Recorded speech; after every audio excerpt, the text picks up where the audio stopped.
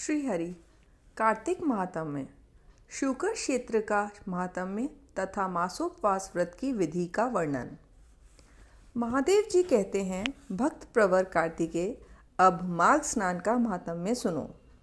महामते, इस संसार में तुम्हारे समान विष्णु भक्त पुरुष नहीं है।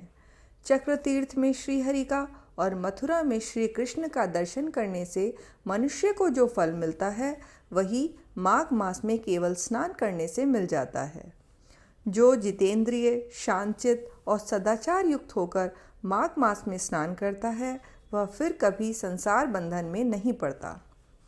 इतनी कथा सुनाकर भगवान श्री कृष्ण ने कहा, सत्यभामा, अब मैं तुम्हारे सामने शुक्र क्षेत्र के महात्म्य का वर्णन करूंगा, जिसके विज्ञान मात्र से मेरा सानिध्य प्राप्त होता है।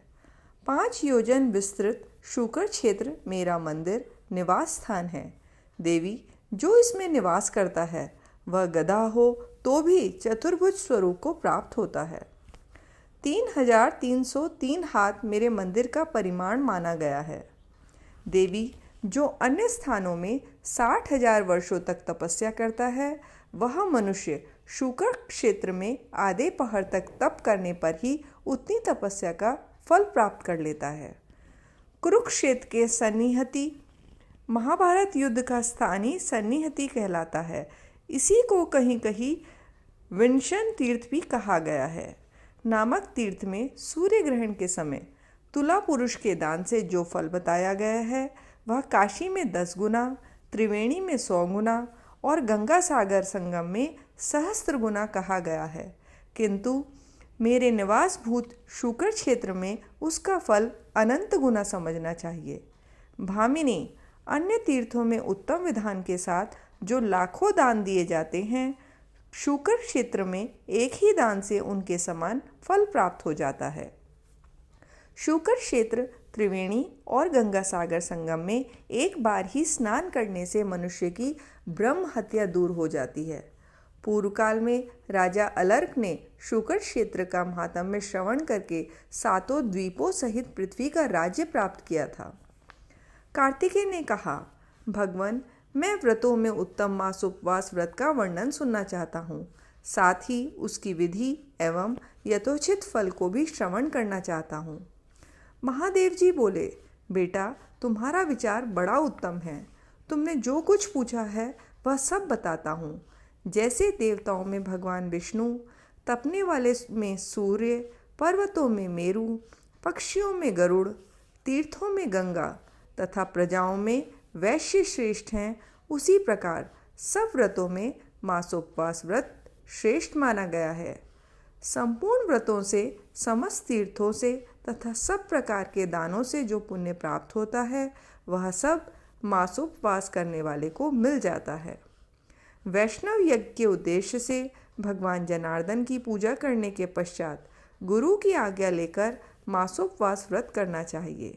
शास्त्रोक्त जितने भी वैष्णव व्रत हैं, उन सबको तथा द्वादशी के पवित्र व्रत को करने के पश्चात मासोपवास व्रत करना उचित है।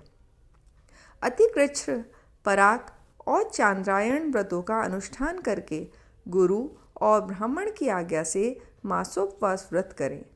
अश्विन मास के शुक्ल पक्ष की एकादशी को उपवास करके 30 दिनों के लिए इस व्रत को ग्रहण करें। जो मनुष्य भगवान वासुदेव की पूजा करके कार्तिक मास भर उपवास करता है, वह मोक्ष फल का भागी होता है। भगवान के मंदिर में जाकर तीनों समय भक्तिपूर्वक सुंदर मालती, नीलकमल, पद्म, सुगंधित कमल, केसर, खस, कपूर, उत्तम चंदन, नैवेद्य और धूप दीप आदि से श्री जनार्दन का पूजन करें। मन, वाणी और क्रिया द्वारा श्री गरुड़ ध्वज की आराधना में लगा रहें। स्त्री, पुरुष, विधवा, जो कोई भी इस व्रत को करे, पूर्ण भक्ति के साथ इंद्रियों को काबू में रखते हुए दिन रात श्री विष्णु के नामों का कीर्तन करता रहे। भक्तिपूर्वक श्री विष्णु की स्तुति करें, झूठ न बोलें, संपूर्ण जीवों पर दया करें, अंतःकरण की वृत्तियों को अशांत न होने दें, हिंसा त्याग दें, सोया हो या बैठा श्री वासुदेव का कीर्तन किया करें। अन्न का स्मरण, अवलोकन, सूंघना, स्वाद लेना, चर्चा करना तथा ग्रास को मुंह में लेना, ये सभी निषिद्ध हैं। व्रत में स्थित मनुष्य शरीर में उपटन लगाना, सिर में तेल की मालिश कराना, पान खाना और चंदन लगाना छोड़ दे तथा अन्यान्य निषिद्ध वस्तुओं का भी त्याग करे। व्रत करने वाला पुरुष शास्त्र विरुद्ध कर्म करने वाले व्यक्ति का स्पर्श न करे, उससे वार्तालाप भी न करे। पुरुष सौभाग्यवती स्त्री अथवा विधवा नारी शास्त्रोक्त विधि से 1 मास तक उपवास करके भगवान वासुदेव का पूजन करे। यह व्रत गिने गिनाए 30 दिनों का होता है, इससे अधिक या कम दिनों का नहीं। मन को संयम में रखने वाला जितेंद्रिय पुरुष 1 मास तक उपवास के नियम को पूरा करके द्वादशी तिथि को भगवान गरुड़ ध्वज का पूजन करे। फूल, माला, गंध, धूप, चंदन, वस्त्र, आभूषण और वाद्य आदि के द्वारा भगवान विष्णु को संतुष्ट करें। चंदन मिश्रित तीर्थ के जल से भक्तिपूर्वक भगवान को स्नान कराएं। फिर उनके अंगों में चंदन का लेप करके गंध और पुष्पों से श्रृंगार करें। फिर वस्त्र आदि का दान करके उत्तम ब्राह्मणों को भोजन कराएं। उन्हें दक्षिणा दें और प्रणाम करके उनसे त्रुटियों के लिए क्षमा याचना करें। इस प्रकार मासोपवास पूर्वक जनार्दन की पूजा करके ब्राह्मणों को भोजन कराने से मनुष्य श्री विष्णु लोक में प्रतिष्ठित होता है। मंडप में उपस्थित ब्राह्मणों से बारंबार इस प्रकार कहना चाहिए, द्विजवरों, इस व्रत में जो कोई भी कार्य मंत्रहीन, क्रियाहीन और सब प्रकार के साधनों एवं विधियों से हीन हुआ हो तो वह सब आप लोगों के वचन और प्रसाद से परिपूर्ण हो जाए। कार्तिकेय, इस प्रकार मैंने तुमसे मासोपवास की विधि का यथावत वर्णन किया। इति हरि ओम तत्सत, हरि ओम तत्सत, हरि ओम तत्सत।